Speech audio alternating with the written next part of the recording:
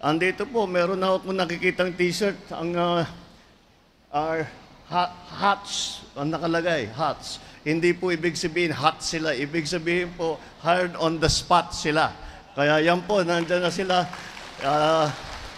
Kaya ipagpatuloy po natin. Ayan, yung mga...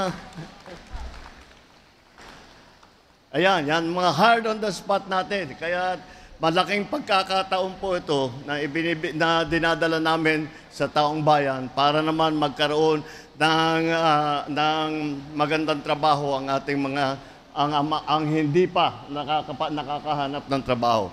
Meron din tayong medical mission na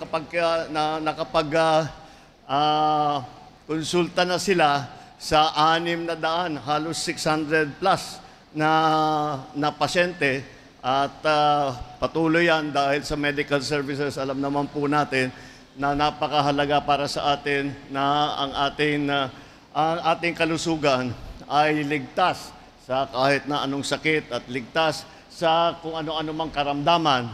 Kaya po yung ating medical mission, pasalamatan po natin yung mga Bicol Medical Center, sila po ang nagmaman nung ating medical mission ngayon. Maraming salamat sa inyong pagsama sa amin dito.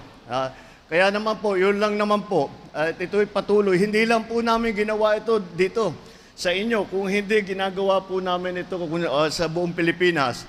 At na taon lang at nandito tayo ngayon at meron tayong kaunting rally na pupuntahan. Kaya't sinasabay na rin namin lahat po ng mga serbisyong ito na ibinibigay para sa taong bayan. Dahil po, ay alam nyo naman po, ay maraming nangangailangan ngayon, medyo magulo ang mundo ngayon.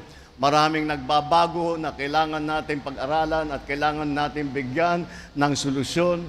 Kaya naman po, ay una naming tinitignan kung ano ang pinakamagandang serbisyo na maibigay namin sa tao.